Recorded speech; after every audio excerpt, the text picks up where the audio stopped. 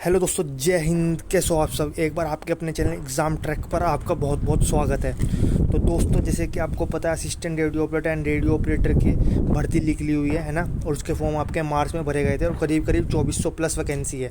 तो इसमें मैं आपको बता दूं, असिस्टेंट रेडियो ऑपरेटर की अकेली इसकी 50% से ज़्यादा वैकेंसी है, ठीक है ना। जैसे 3 वैकेंसी एक साथ आई थी, मैं बता दूँ लगभग आई थिंक इसमें जो आपकी 1276 वैकेंसी है, मतलब 1200 1250 प्लस वैकेंसी आपकी असिस्टेंट रेडियो ऑपरेटर में, ठीक है ना। तो 50% से ज़्यादा वैकेंसी इसी में ही है। तो आप बहुत से बच्चे पूछ रहे हो सर, आप इसका फॉर्म तो भरा गया, अब इसका एग्ज़ाम कब होगा एंड इसमें कट ऑफ के आप UPSC के हिसाब से कट ऑफ क्या जा सकती है। तो आज इस वीडियो में आपको सारी बात बताऊँगा बिल्कुल, तो इस वीडियो को एंड तक देखिएगा, ठीक है ना। तो सबसे पहले तो मैं आपको एग्ज़ाम की बात बता दूँ कि एग्ज़ाम आपका किस मंथ में होगा। देखो, मैं आपको बता दूँ भाई, अभी अप्रैल चल रहा है, ठीक है। और अप्रैल तक अभी इसमें बहुत स्लो प्रोसेस है। उसका एक रीज़न है क्योंकि कहीं ना कहीं एजेंसी और UPPRB बोर्ड UPSI में भी लगे हुए हैं, ठीक है ना। यूपी सब इंस्पेक्टर में लगे हुए हैं, ठीक है, जो कि अब बहुत जल्दी फ्री हो जाएंगे UPSI से भी और UPSI से भी, ठीक है। फिर उसके बाद आपको पता है फॉर्म तो कलेक्ट हो गए और सीरियल वाइज भी लग गए, बट अभी डिस्ट्रिक्ट अलॉट करना ही बाकी है। तो उसमें भी कम से कम 1 से 1.5 महीने चले जाता है। तो मैं बता दूँ भाई, इसका अभी अप्रैल चल रहा है, तो इसका जो आपका एग्ज़ाम है या तो जून के लास्ट में होगा या जुलाई के पहले हफ्ते में। ये मैं 100% कह रहा हूँ, इसका एग्ज़ाम जून के लास्ट में, जुलाई के पहले हफ्ते में, उससे पहले नहीं होने वाला। ये बात मैं बता दूँ, उसके बाद में भले हो जाएगा पर उससे पहले नहीं होगा। अगर आप सोच रहे हो मई में इसका एग्ज़ाम है, तो मई में इसका एग्ज़ाम हरगिज़ नहीं है। जून में भी एक बार को पॉसिबिलिटी है लास्ट में हो, ठीक है ना। उसमें 50-50 चांस है, बट इतना मैं कह सकता हूँ कि जुलाई में 100% चांस है कि आपका एग्ज़ाम होगा, ठीक है ना। इस भर्ती का एग्ज़ाम होगा। तो आप लगभग अंदाज़ा लगा सकते हो कि आपके पास अप्रैल से मई, जून से जुलाई, तो लगभग आपके पास 90 दिन से भी कम टाइम बचा है, ठीक है ना। 90 दिन से भी कम समय बचा है आपका एग्ज़ाम का। 90 दिन के अंदर अंदर आपका एग्ज़ाम हो जाएगा, ठीक है ना। और एक बार मैं बता दूँ, एक बार आपका एग्ज़ाम हो गया तो फिर तो भाई कोई वो है ही नहीं। फिर तो मतलब जो आपने तैयारी, जो अपना बेस्ट दे के आगे, तो उसके बाद तो कोई चीज़ वो है ही नहीं कि अब आपको उसमें कोई चेंज हो ही नहीं सकता। मेनली बात यह है। तो अब तैयारी करने का कहने का मतलब समय अभी है। जैसे कि आप UPSI में देख लो कि बच्चे भाई इधर उधर फिरते रहते हैं, पर जब रिजल्ट आया बच्चे फिर ये सोचते हैं कि यार हम तैयारी कर लेते तो शायद हमारा स्कोर 1-2 मार्क्स और बढ़ जाता, तो आज हमारा सिलेक्शन हो जाता, ठीक है ना। तो कहीं ना कहीं एग्ज़ाम के बाद मैं बता दूँ भाई, कुछ नहीं हो सकता। जो होता है आपका एग्ज़ाम से पहले ही होता है, ठीक है। तो मैक्सिमम टू मैक्सिमम आपके पास ये 90 दिन है। और अगर मैं सिलेबस पूरे करने की बात बताऊं, तो सिलेबस पूरे करने की तो आप, जिसका अभी पूरा हो गया बहुत अच्छा है, पर मुझे पता है लगभग 90% से ज़्यादा बच्चों का ये पूरा नहीं हुआ सिलेबस, ठीक है ना। सो अगर जिसका मैं बता दूं आपको भाई, अगर आपका सिलेबस कम से कम आप 50 से 60 दिन के अंदर अंदर भी अपना सिलेबस कंप्लीट कर लो। ये बात मैं बता दूं आपको, 50 to 60, इससे पहले ही, इससे बाद में नहीं होनी चाहिए, क्योंकि इससे बाद में होगा तो फिर सिलेक्शन के लिए आपको फिर से खतरा बन जाएगा, ठीक है ना। तो इसके बाद में नहीं होना चाहिए, इससे पहले ही आप अपना कंप्लीट करके रख लीजिए सिलेबस, है ना। बट अभी भी मैं देख रहा हूँ, जैसे कि बहुत से बच्चे कह रहे हैं कि सर हम मैथ्स और हिंदी रीजनिंग तो कर लें, क्योंकि हमने UPSI में भी कर रहा है और भी कंपटीशन हम देते आए हैं, तो उनका मैं एक्सपीरियंस है। बट एक कहीं ना कहीं इसमें बहुत बच्चों के लिए नया सा सब्जेक्ट है, एक जो फिजिक्स का मेन रोल आ गया है। और भाई उसका बहुत मेन रोल है, मैं आपको एक अलग से वीडियो बता भी दूँगा कि फिजिक्स इसके लिए कितनी इंपॉर्टेंट है आपके सिलेक्शन के लिए। एक फिजिक्स ऐसा सब्जेक्ट है, अगर आप उसे पढ़ के नहीं जाओगे तो मैं 100% कह रहा हूँ आपका सिलेक्शन नहीं हो पाएगा। क्योंकि एक तो हर एक सब्जेक्ट में 50% की इसमें रेंज लगा दी, वो बहुत बड़ी बात है, ठीक है ना। तो वो आपको फिजिक्स ही पार करा सकती है ना। तो कहने का मतलब मैंने आपको एग्ज़ाम बता दिया, मैक्सिमम टू मैक्सिमम 90 दिन है। 90 दिन के अंदर आपका ये एग्ज़ाम हो जाएगा उसके, है ना। और उस हिसाब से आप तैयारी करके चलो, कम से कम 50-60 दिन के अंदर आप अपनी फुल प्रिपरेशन कर लो, ताकि उसके बाद जो दिन बचे उसमें आप अपना मॉक टेस्ट लगाओ, ठीक है ना। क्योंकि मॉक टेस्ट जितना लगाओगे उतनी ही आपकी परफॉर्मेंस इंक्रीज़ होगी, ठीक है। और चाहे तो लास्ट में बता भी दूँ कौन से आपके किसके मॉक टेस्ट लगाने चाहिए, क्योंकि फालतू में किसी ऐसी चीज़ के मॉक टेस्ट ना लगाओ जो एग्ज़ाम से रिलेटेड नहीं हो। मॉक टेस्ट वही लगाओ जो प्रॉपर ओरिएंटेड उसके एग्ज़ाम से रिलेटेड हो, ठीक है। अब अगली बात मैं बता दूँ भाई, इसकी मेनली कट ऑफ की भाई सिंपल मैं बता देता हूँ आपको बात। देखो, कट ऑफ की वैसे मैं एक अलग से प्रॉपर वीडियो बनाना चाहता हूँ, क्योंकि कट ऑफ में बहुत यूट्यूबर कन्फ्यूज़ होते हैं, ठीक है ना, कि क्या है या जो भी है, मतलब कट ऑफ में बहुत यूट्यूब सब कन्फ्यूजन है। तो मैं एक कट ऑफ की ऐसी वीडियो बनाऊंगा कि फाइनल मेरिट तक आप जब तक एग्ज़ाम दोगे वो कट ऑफ टस से मस नहीं होगी। आपको 100% पता होगा कि हाँ उस दिन अगर हमने क्लियर कर ली तो आपका एग्ज़ाम निकल जाएगा। मैं आपको एक ऐसी कट ऑफ बताने वाला हूँ और ऐसी कट ऑफ बताऊँगा बहुत जल्द, थोड़ा अभी कुछ दिन का टाइम लगेगा। बट अभी अगर मैं शॉर्ट वे में बता दूँ तो कम से कम जितनी यूपीएसआई में भाई कट ऑफ गई है या एएसआई में कट ऑफ गई है तो उतनी तो मिनिमम मान के चलो ही, उतनी तो खो मिनिमम जानी है। अगर मैं आपसे झूठ बोल लूँ, कट ऑफ बता दूँ, जैसे कि यूपीएसआई में आपके साथ धोखा हुआ है कि कम कट ऑफ जाएगी, कम कट ऑफ जाएगी, पर गई ज़्यादा, ठीक है ना, तो अल्टीमेटली लास्ट में उसमें आपका ही नुकसान है, ठीक है ना। बहुत से यूट्यूबर्स तो अपना फ़ायदा करके चले गए, पर उसमें नुकसान किसका हुआ? आपका। तो मैं बिल्कुल भी आपको इसमें झूठ नहीं बोलूँगा भाई कट ऑफ कम जाएगी, नहीं भाई। यूपीएसआई एएसआई से दोनों से इसके कट ऑफ के बराबर तो मान के चलो ही, ऊपर जाएगी वो अलग बात है, पर बराबर तो भी मान के चलो ही, ठीक है ना। अब इसमें बहुत बच्चे चाहे नाराज़ हो चाहे कुछ हो, भाई नहीं, देखो 100% ट्रू है। 90 दिन के बाद पता चलेगा, तो इससे बढ़िया मैं आपको अभी बता दूँ ताकि आप आप अभी तैयारी कर लो, ठीक है ना। तो बाकी मैं कट ऑफ की एक अलग से वीडियो बना दूँगा, ठीक है। तो भाई ये तो बात रही कट ऑफ की, बट मेनली बात भाई अभी बात ये है कि जैसे मैंने कहा फिजिक्स के 25 क्वेश्चन की टेंशन मत लो। तो सबसे पहली बात तो बच्चे पूछ रहे हैं क्या सर 25 क्वेश्चन ही आएंगे? तो सबसे पहले तो भाई मैं उन्हें एक बात ये बता दूँ, देखो अगर हर एक सब्जेक्ट में 50-50 क्वेश्चन आए, आप 40 भी नहीं 50-50 क्वेश्चन मान के चलोगे कि 2.5 घंटे का टाइम है, ठीक है ना।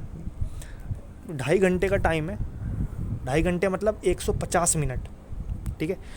सो अगर हर सब्जेक्ट में 50-50 क्वेश्चन आए, मैथ में 50, हिंदी में 50, रीजनिंग में 50 और जीएस जीके में 50, तो भाई मैं 100% डेफिनेटली श्योरिटी के साथ कह सकता हूँ कि उसमें से 50% जो क्वेश्चन होंगे वो फिजिक्स के होंगे।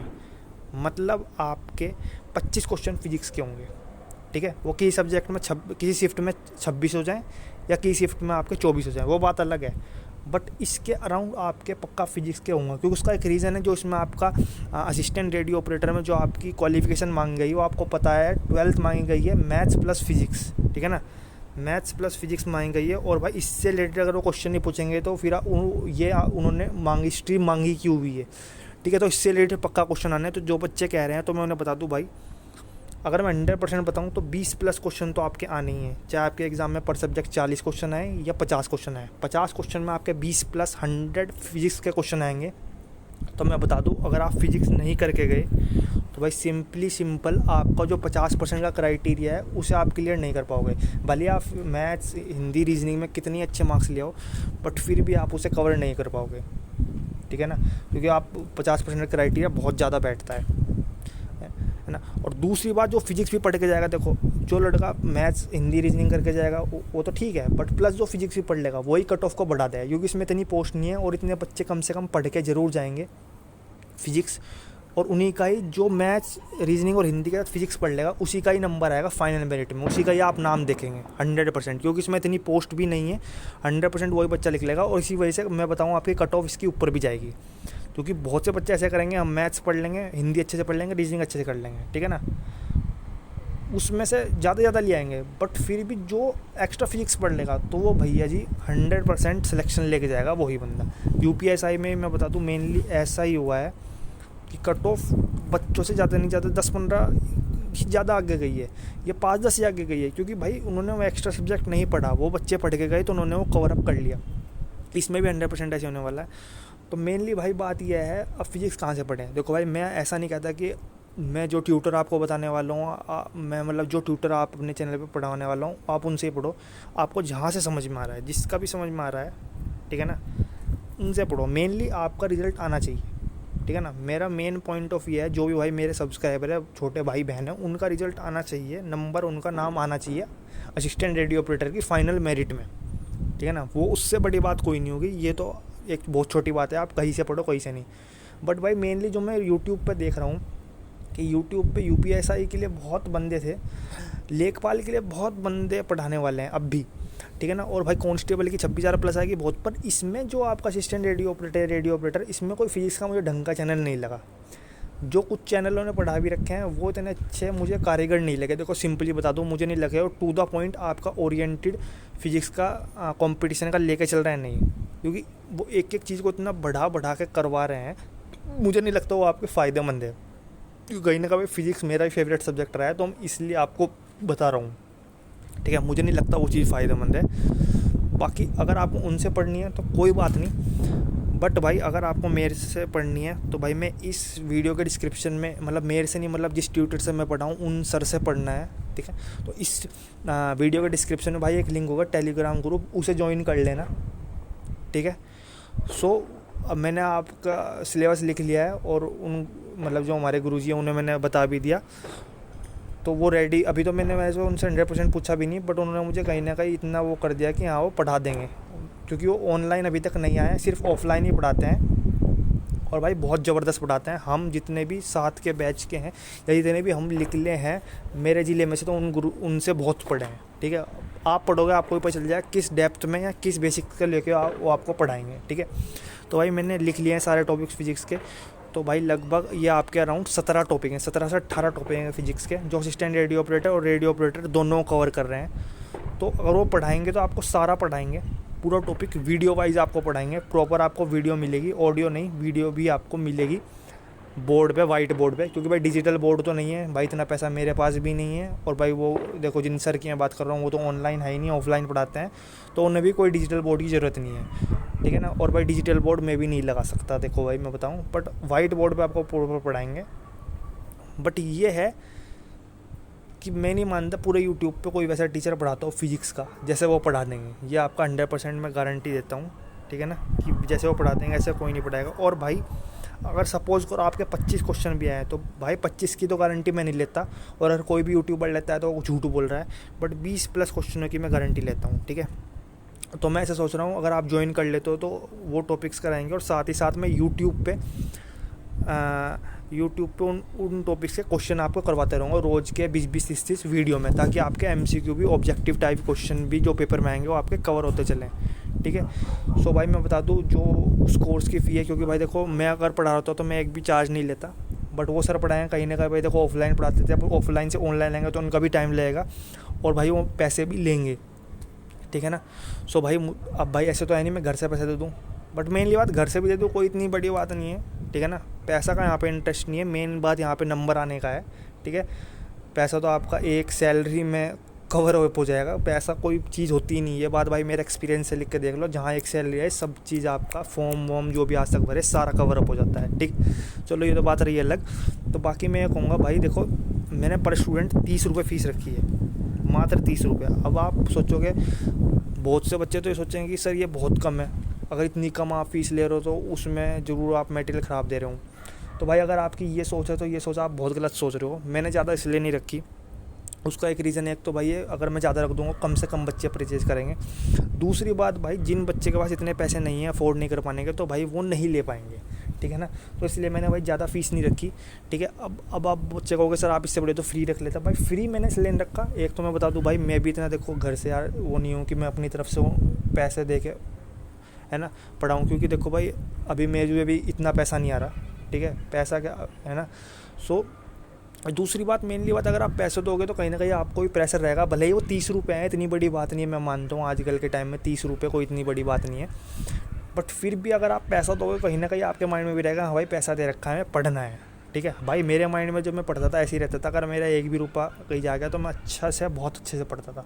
तो कहीं ना कहीं मैं ये स्ट्रेटजी मान के चलता हूँ कि अगर आप पैसे चाहे 30 रुपये ही दोगे, ठीक है, बहुत से यूट्यूबर के बड़े बड़े आप 1000 रुपये देते हो, 800 रुपये देते हो, कितने भी रुपये देते हो, यहाँ पे 30 रुपये की बात, अगर आप 30 रुपये दोगे तो मेनली कहीं ना कहीं भाई बात वही है कि आपके माइंड में रहेगा और पढ़ने का रहेगा, ठीक है। दूसरी बात अगर मैं आपसे पैसे ले लूँगा तो मुझे भी आपको पूरा प्रॉपर पढ़ाने का और पूरा गाइड करने का एक वो रहेगा, ठीक है। तो भाई मेनली बात ये जिसको टेलीग्राम ग्रुप ज्वाइन करना हो ग्रुप ज्वाइन कर लो, अभी उनकी वीडियो नहीं आएंगी सर की, ये जो संडे आने वाला है इससे नेक्स्ट इससे शुरुआत शायद मैं करने वाला हूँ।